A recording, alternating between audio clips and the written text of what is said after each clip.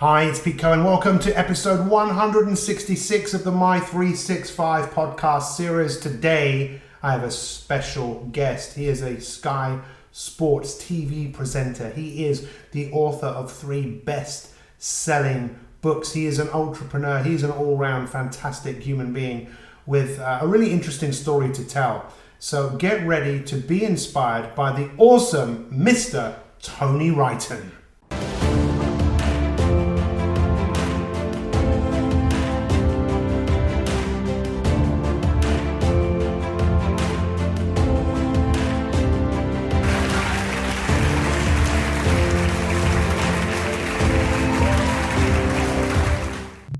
So this is it, episode 166 of the My 365 podcast series, and I'm delighted that my guest today is the awesome Tony Wrighton. Tony, good afternoon, good evening, good morning. How are you? Hi, Pete. I'm good. Thank you for having me on, and I'm going to put this out on my podcast as well. So good to chat. Well, you are a fellow podcaster. You're also an author. You're also a TV presenter, a radio presenter. What do you not do? Let's start off with that. Do you know what? I think in the past I have been guilty of spreading myself a little bit thinly. And one of my real projects at the moment is just simplifying, focusing on the stuff that matters, and the stuff that either doesn't matter or isn't essential, just letting it go. And it's such a relief. It sounds like I might have met my double in terms of spreading myself too thin. Well, yeah, because I've been following you for years, and I had a copy of your book, Sort Your Life Out, and I've seen you on TV many times. I've been listening to your podcast. I've actually just been catching up with your podcast on Making a Million, and so I'm looking forward to doing that. Well, it can be done, but it sounds like I've met my double in terms of spreading myself too thin. I think, why do we do that? In fact, before we look at why do we do that, tell us a little bit about Zestology, because I know you've got your own podcast and you've interviewed some incredible people. I know you've spent time with the founder of Bulletproof Coffee, and also the body coach. What's his name? I've forgotten his name. Joe Wicks. Joe Wicks, yeah. So tell us, what is Zestology? Because I do love that name. I'd like a little bit of Zestology.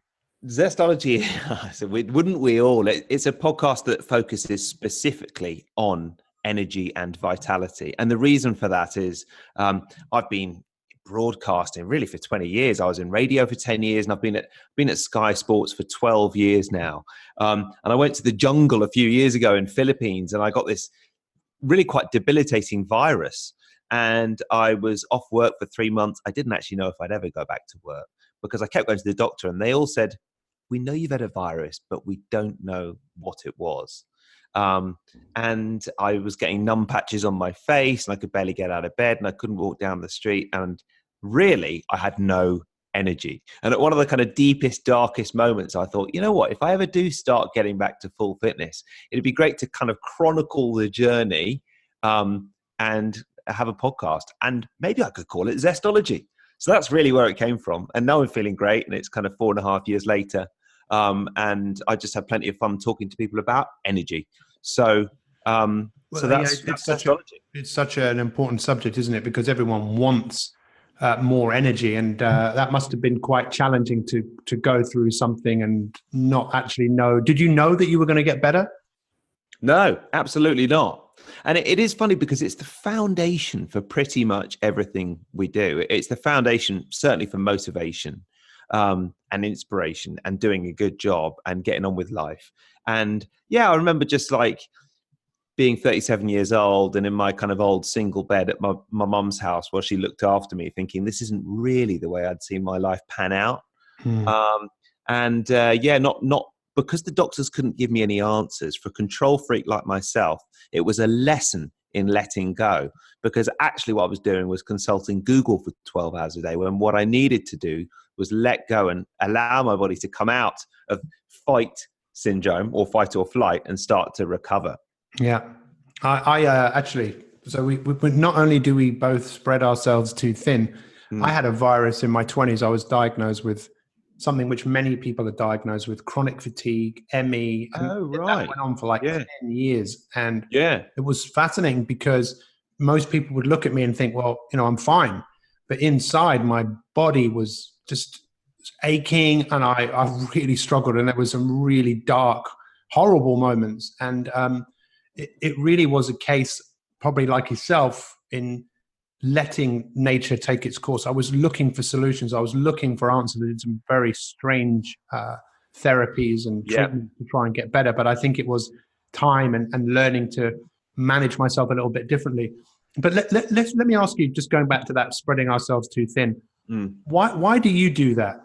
And why do you think people do that in general? Put too much on our plate? And I'm not talking about food here, which is obviously something which people do as well. But I think it's quite a modern syndrome.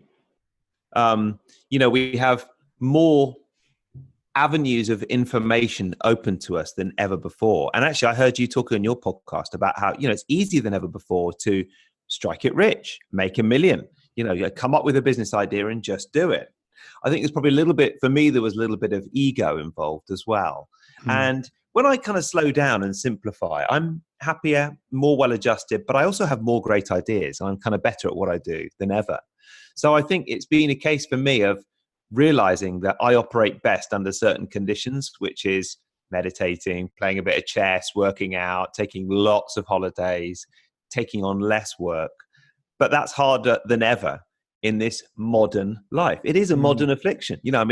Our parents' generation would leave work at 5 o'clock on Friday and they wouldn't think about it until Monday morning. And if they did, they couldn't do anything about it. They could maybe get on the phone or they could go into work at weekends. But now we're checking our email at 7 a.m. on a Sunday morning.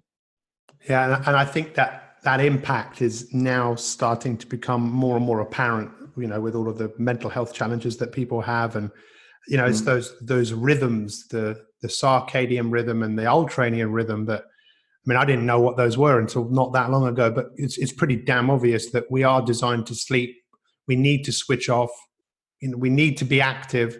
And if we go against the nature of how we can be our best, then ultimately there's going to be a problem at some point in terms of poor health, some sort of breakdown. But yeah, it seems like you're really passionate about helping people find their zest, find their drive. So what is it that drives you? What would you say that question, which often people struggle to answer? I often didn't like being asked that question. So I was going to ask the question, what's your purpose in life? But I'm going to ask you another question. What do you stand for? Yeah, and I think it's really interesting because you often find that a lot of the highest achievers in the world are the type A personalities that aren't necessarily the most well balanced. It sounds like that might have been both of us at one point. Yeah. And certainly I do think that there's, especially when I think back in the past as well, there was quite a bit of ego and kind of validation in there as well. And as I've hopefully become a little bit more well-balanced and done a little bit of work in that area over the years, perhaps the need to succeed because of what other people will think has diminished a little bit. And that is also something that really helps kind of focusing on the projects that I want to do. I know that wasn't quite what you asked, but listen, it's all fascinating stuff. And I'm sure it's always great when people have the opportunity to listen to others because, your life is just a story like mine. And when we share our stories with people, that's why I do a podcast. I want people to have a different perspective, hear from other people about what's important to them so that they have a choice. There might be something that you say, I'm sure there will be, that people will listen to that and go, that's really interesting. I've never thought of it like that. So the question I asked is, what do you stand for every single day? What is it that drives you? What is it that you're really passionate about? Yeah, well, it's interesting because I know you've got a background in NLP, at least partly, and I've actually thought about this specific question through a kind of NLP lens myself. I don't always say that, this is neuro-linguistic programming, what I'm doing, but it kind of is sometimes, and sometimes it isn't. Yeah. And one of the things you can do is you kind of think at your life at a kind of behavioral level or a capabilities level or an environmental level, which would be the kind of the lower levels of a pyramid of thinking about your life. And you might think about the kind of higher levels of your identity and your values and beliefs. And then that's when it kind of gets really interesting. And actually it's really interesting thinking about what other people do as well. And I know, the most important thing to me is the people and things that I love. And that includes a kind of a global sense as well. But also, I think if there's kind of one thing that I'm good at, it's communicating. I've been a professional communicator all my life and I bloody love it. and it's what I do. So I think, to love, to give, and to communicate is a kind of a pretty good starting point. And that, by the way, is right at the top of the pyramid. And then it comes down, and it's kind of, I'm really passionate about sharing some good ideas with Zestology, and having fun in my job as well, which is, I work 3 days a week at Sky Sports, and that's brilliant as well. And I get to talk about sport and watch it and be on a channel that millions would like to be on. So that's going a little bit further down the pyramid towards kind of behavior and capability. So let's look at communication, because you're obviously someone who's in the communication, we're all in the communication business, but when it's what you do for a living, what is it about the communication? Do you prefer to talk? Do you prefer to listen? Or is it that answer, well, you like doing both of them? Yeah, I suppose I probably like doing both of them. I do like to talk. Yeah, me too. I think I've probably got a kind of an intuition for it. But also there's something very creative about communication, about crafting a podcast. Do you enjoy the craft of putting together this podcast, or even an appearance on GMTV or This Morning or whatever it might be? Do you enjoy that? Well, I think the podcasting thing, like with this, and when I often interview people, very rarely will I prepare for it in terms of questions. I just like the process of talking and just seeing what comes up, allowing whatever comes up to come up, and thinking that's interesting, almost like trusting in the process. And when I speak on stage, when you're in a corporate thing, sometimes you really have to be prepared and know your audience and be very clear.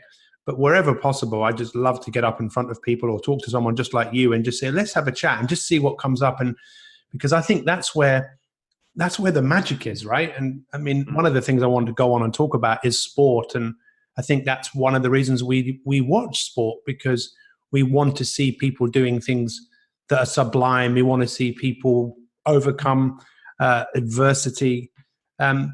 So the spreading ourselves thin, we know. What advice would you give to someone who does spread themselves too thin? Puts too much on their plate? Well, I'd say a couple of things are interesting for me. One thing that I started implementing a few years ago, and I actually track this every day, and it really has helped, is I switch off all technology for a certain amount of period per day. And I start with a 2-hour chunk. So I will try and switch off everything for at least a couple of hours. And my definition for switching off is not actually totally switching off, but it is anything that I can communicate with other people on technology, I'll switch off. So for instance, it's all right for me to read my Kindle, but it's not all right for me to send Pete a WhatsApp message. That would be my definition of switching off. That makes a massive difference. And I tell you what, Pete, almost every day, the best 2 hours of my day is the 2 hours or 4 hours or 6 hours when I switch off. Because of course it's all the things that I love doing that I squeeze, I'll be in the gym, or I'll be cooking, or I'll be with friends or whatever. So forcing myself to do that. And sometimes I'll take my phone out and I'll be like, oh, it's only an hour and a half. I'm going to do another half hour when I can't check my phone. And invariably I have a great half hour. It's amazing how it works almost every time. So I found that is a good way. But also I've found recently that decluttering my physical space has helped to simplify my mental space. And I got very into this book by Marie Kondo. Have you heard of her? No. She's written this global bestseller called The Life-Changing Magic of Tidying. And she's a Japanese tidier upper, and she's devoted her life to tidying up. Very simple book to read. Take you a few days to read. But she's got these brilliant strategies for tidying. And it is, her theory is that everything has an energy to it, which is, when I heard that word energy, I thought, hang on a second, my podcast is about energy. I could be quite interested in this. And she says the more that you free up the energy of your things and discard the things that you don't love, that starts to kind of free up your mental space as well, and to make you feel better about the space that you live in, as well as being much more practical as well. So it's quite fun the way that she's got a particular strategy for whether you should throw something away or not. Well, I think the whole thing about our space and the difference it makes, I mean, it's kind of common sense, but I think we all know, like, put loads of stuff on your desk, or put loads of washing up. I remember when I was at university, we used to have a game to see who could withstand the most amount of washing up before someone felt so disgusted that someone actually then decided to do all of the cleaning. Yeah. But there's something inside us that we don't like to tidy our room, and I get it. And it is absolutely essential, a tidy office, a tidy mind. But I think it kind of raises that kind of challenge, which so many of us have, which is to do the things that we need to do and overcome the urges and overcome the reactants to turning things off. Because there's no question, right? Our lives have changed dramatically over the last 10, 15 years through technology and the addiction of looking at, how many likes and how many followers and all of that sort of stuff. And I think what was so interesting when I found out about this was how Steve Jobs, he didn't allow his kids to have iPads because he knew of the addictive nature and quality of what was actually going on, the dopamine hit of just checking. But I think what I hear what you saying is that you get more done and you are more productive where you stop yourself from reacting to what is other people often want from you, and you secrete even more powerful hormones, that things like serotonin, oxytocin, from doing something that you love and creating. But it's almost like they're powerful drugs, right? Dopamine is a powerful drug, and so are the others. But dopamine gives you a quicker hit straight away, and the brain is almost wanting it. And I admire anyone who has that ability to switch off from it, because let's face it, we're all addicted to something. But it's great because I think it gives, what's the word? It gives possibility to others. Did you find it easy to do in the beginning to kind of challenge yourself to say, you know what, I'm turning this off now? No, and it still isn't. And I tell you what, because technology creeps into more and more areas as well.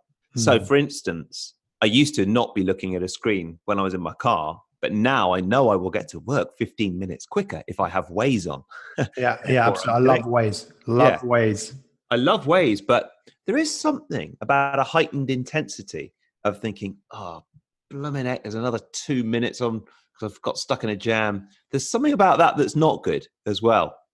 And I tell you what's really helped as well, and that is tracking it. So at the end of the day, I track a few things, write it down on a spreadsheet or a piece of paper or whatever, and I'll write down how many times I switched off that day. So was it 1 2-hour chunk or 2 2-hour chunks or 3 2-hour chunks? And if there's none, I'll think, oh, I haven't done that. And then if I look back over the last few days and I haven't done it enough, I'll know to kind of keep on track. So it's kind of just keeping an eye on myself, if you know what I mean. Yeah, and that's something that has helped. That's another very powerful tool, isn't it? Keeping an eye on yourself, being aware. But it sounds like you're also allowing yourself to have that sense of achievement. The achievement, I said I was going to do it and I did it. And that's actually where confidence grows.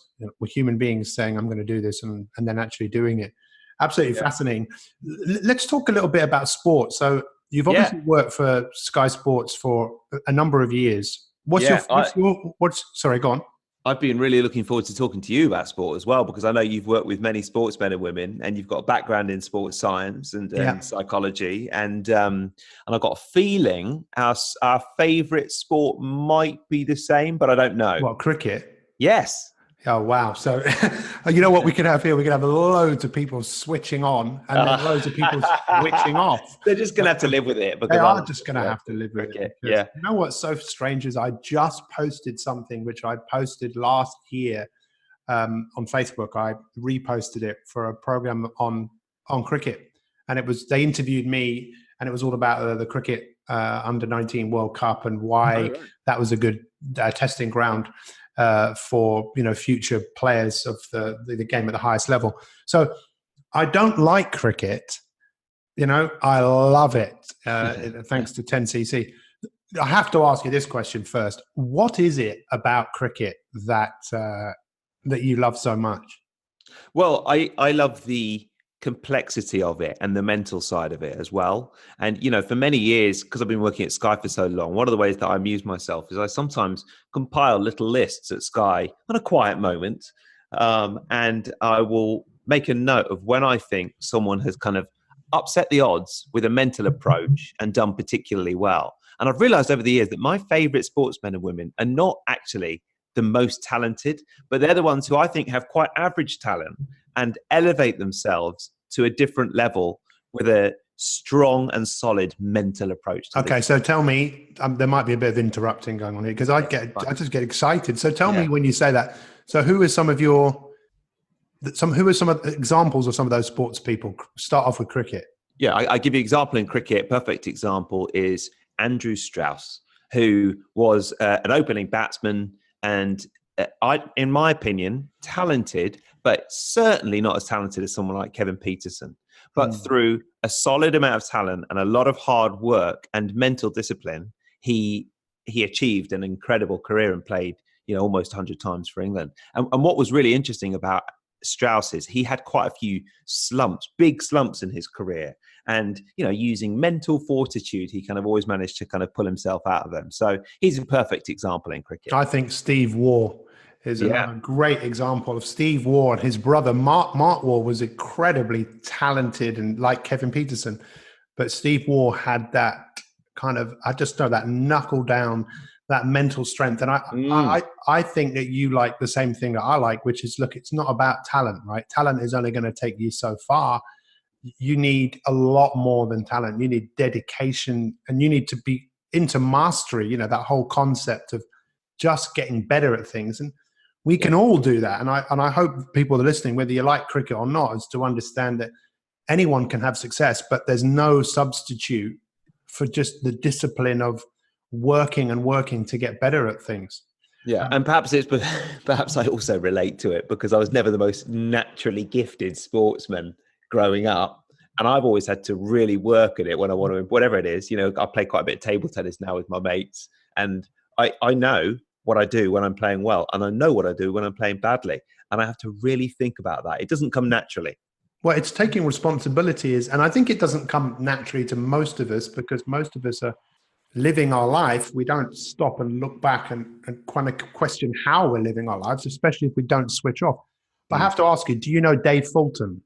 Yes, I do. Yeah, he's one of my colleagues at Sky. Right. So Dave was, when I worked at Kent, so I told this story the other day. So I was the sports psychologist to the Kent cricket team in 1999 when John Wright he was the coach who used to open the batting for New Zealand.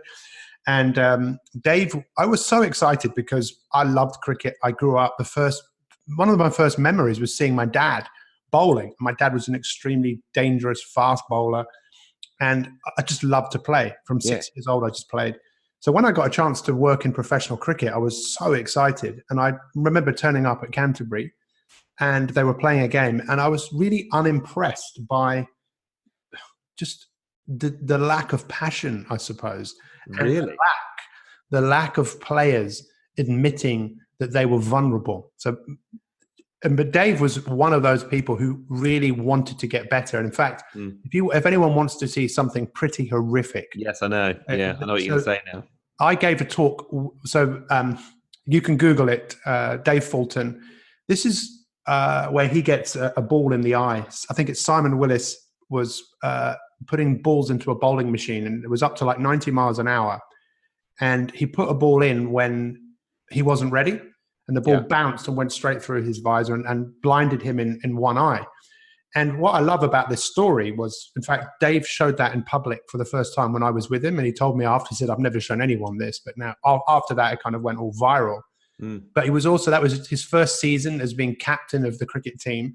And, also know that, I don't know whether he ever told you this story, but he got a phone call once saying that he's been picked for England.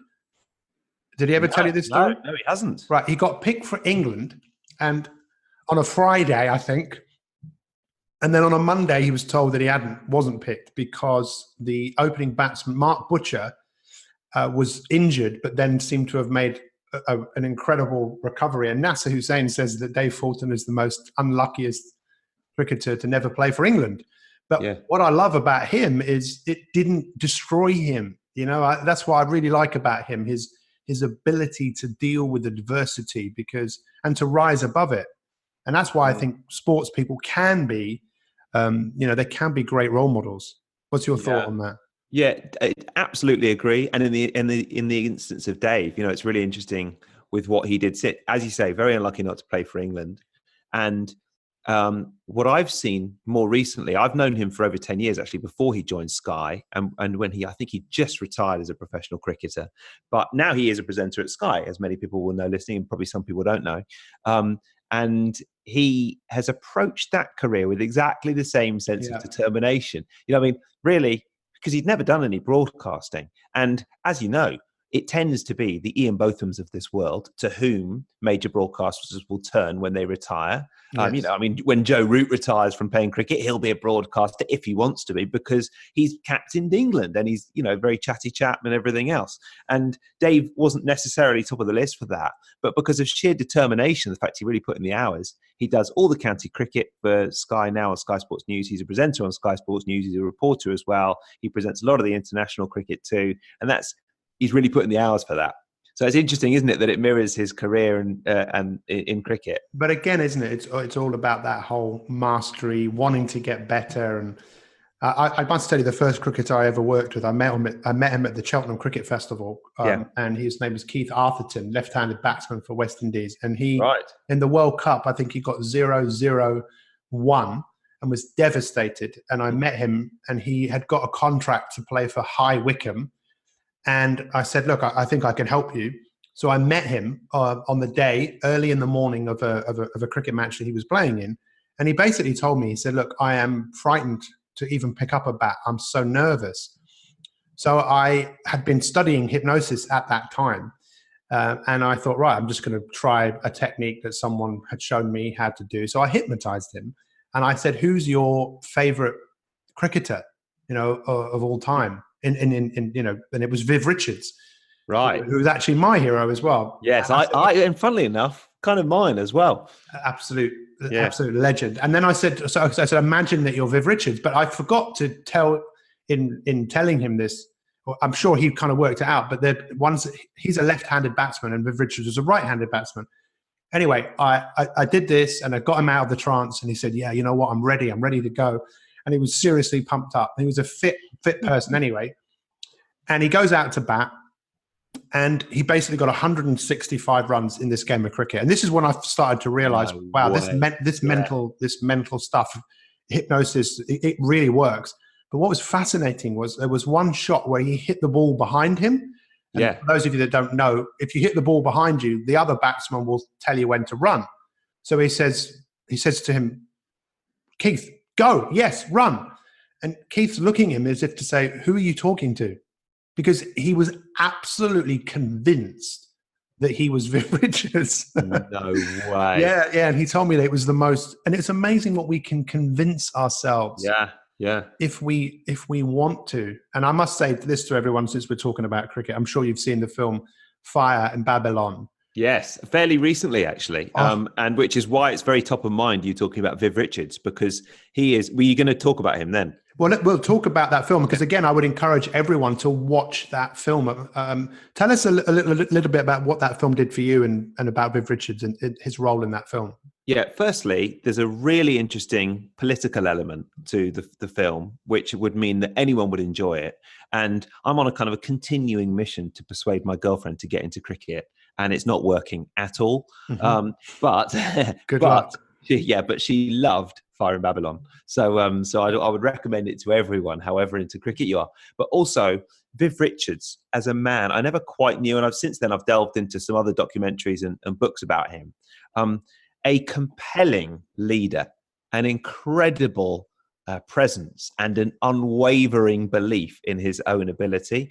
Some people and some men are born to lead, and he is one of them. And even at the age of 60 or 65 or 70, whatever he is now, talking in this documentary, he has so much presence. It is incredible. When you say about born to lead, I'm writing a book at the moment about leadership, and that age-old question of, are leaders born or are they made? I actually think that they are made, but they're made by something that is driving them. And I think what drove him was, as you well know, and anyone who watches the film, it was so much more than just playing cricket. And there was one of the opening batsmen for the West Indies, not Gordon Greenidge. Desmond Haynes? No, actually, sorry. I'm No. sorry. It was Gordon Greenidge. Okay. He told me about that film. And I watched the film and I was absolutely blown away. I couldn't believe I didn't know anything about it. Basically, the West Indies were the laughing stock of cricket, and they went within a few years to become the best in the world, unbeaten in Test cricket for 15 years. But I couldn't believe when I watched that film where the captain of England at that time, Tony Greig, who was originally from Rhodesia, saying, we're going to make them grovel. And saying that to a group of people whose ancestry is slavery, we're going to make them grovel, that lit something up inside them, especially him. And he went out and got 215 runs in that first Test match. Yeah. And this great film of becoming, the laughing stock to the best team in the world. Again, I think that just sends out a message of what is possible. But I think what I'd like to ask you is, why do you think when we watch documentaries or films where we see someone overcoming the odds or a team overcoming the odds, do you think that's doing to us inside? Because it definitely makes a change to me when I watch a film like that. Yeah, it does. Because, there's that old quote, which isn't actually based in any kind of science, but it is, you are the sum of the 5 people you spend the most time with. I think Jim Rohn said it originally. And, that there's whether it's 5 or 10 or 15 or, how he actually came to that equation, nobody really knows. But the theory is, if you surround yourself with people who are positive, you're likely to kind of look at the world a little bit more positive. If you surround yourself with a load of moaners, you're likely to be a bit of a moaner, and so on. Yeah. And I think it applies to culture as well. So if you go and watch 7 series of Mad Men and you study Don Draper in and out, you are likely to potentially take on some of his mannerisms and attitudes, by the way, both positive and negative, because you're kind of filling your head with it. Yeah. I don't know, again, I think it's just surrounding yourself with cultural kind of inspiration, whether it is positive or negative, probably does have an impact. What do you think? Well, I've been watching Luther recently, and I watched a few series of that when it came out. And there was one I watched the other.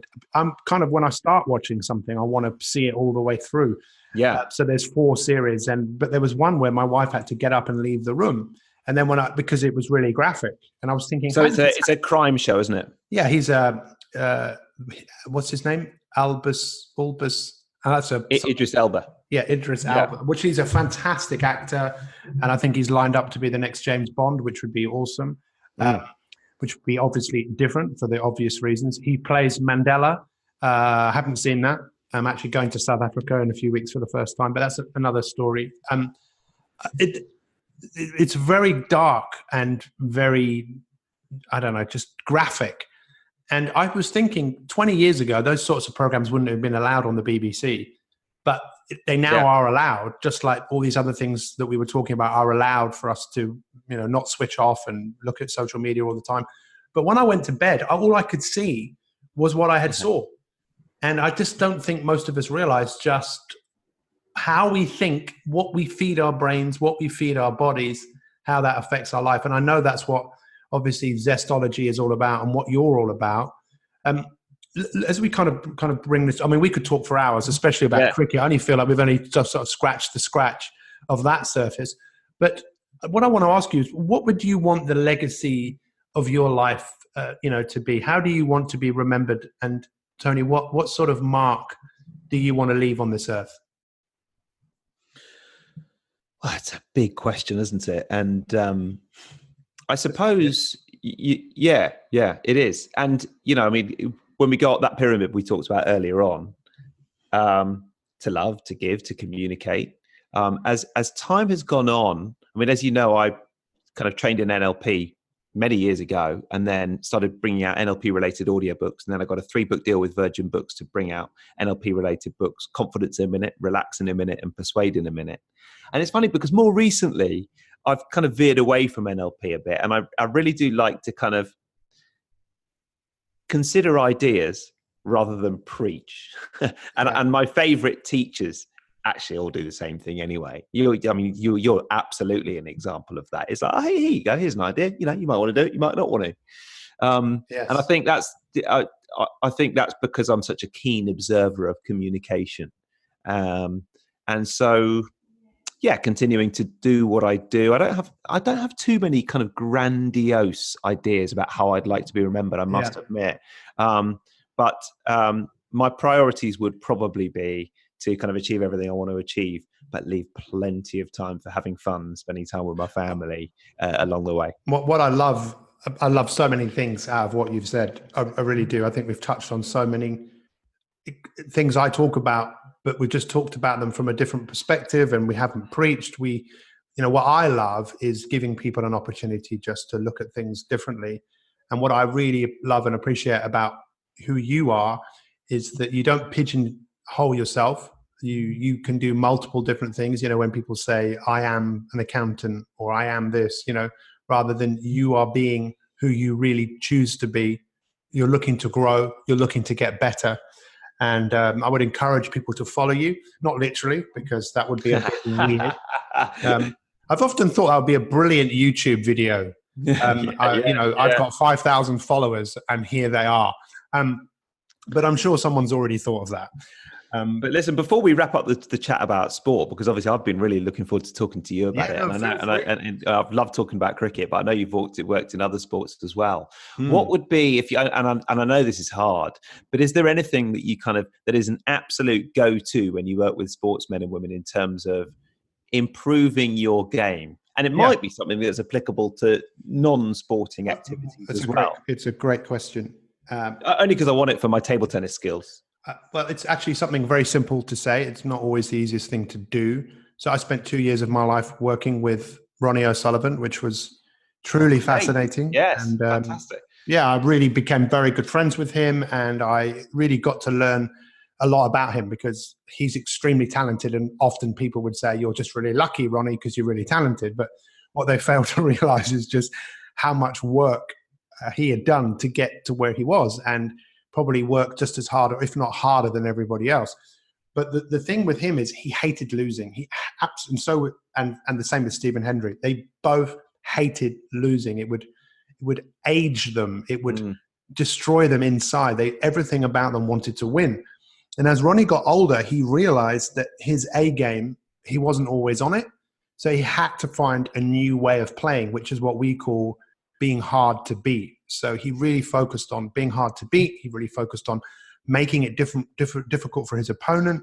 But that's not the advice. The advice that came out of all of that, which is, Ronnie, how much do you want to win?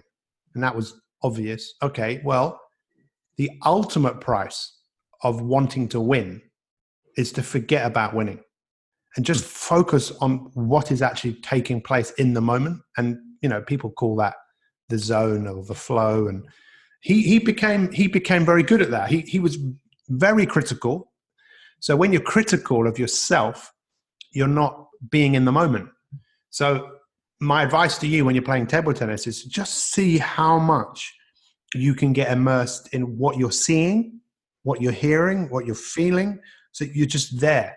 And that's something which everyone can do in their life, because it's great to set goals. It's great to be striving towards things. But inevitably, I suppose, if you're not there to enjoy what you're doing because you're always thinking about what's in front of you, then that's a life of missed opportunities to enjoy the moment. So let me know how you get on with that with table tennis, and I'll send you a bill.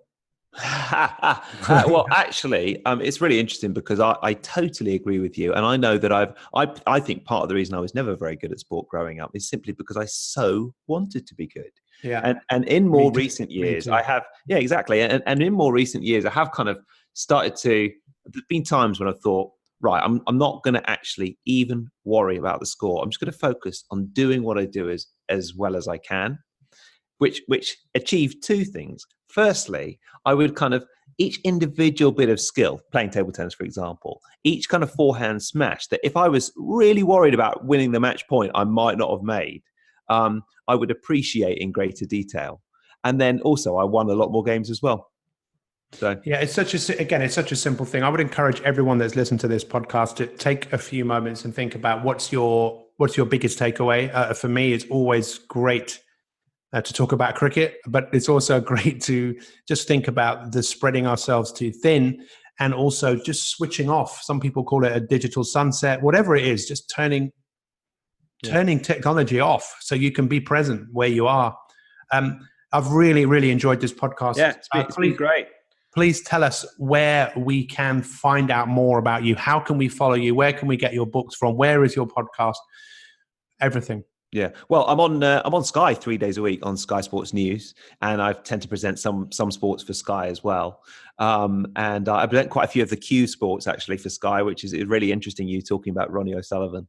And then, the podcast is called Zestology, and my website's tonywrighton.com. So you can find everything there. And we'll have to have another sporting geek out soon. You know what I'm thinking? We should record a podcast. I'm actually a member at Surrey Cricket, which is pretty geeky, but there you go. No. Record a podcast sitting in the stands. Alex, sorry, say that again? We should record a podcast sitting in the stands.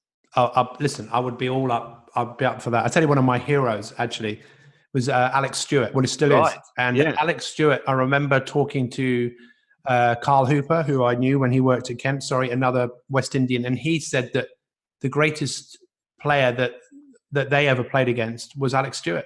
That Alex Stewart, when he played for England, wasn't particularly treated very well in terms of being put where they thought he would be best, rather than, how to get the best out of people sometimes is just to ask them and say, we want you to play at your best. What number do you need to bat at for you to feel most confident? But that's another story. That keeps this whole thing open for another podcast on sport.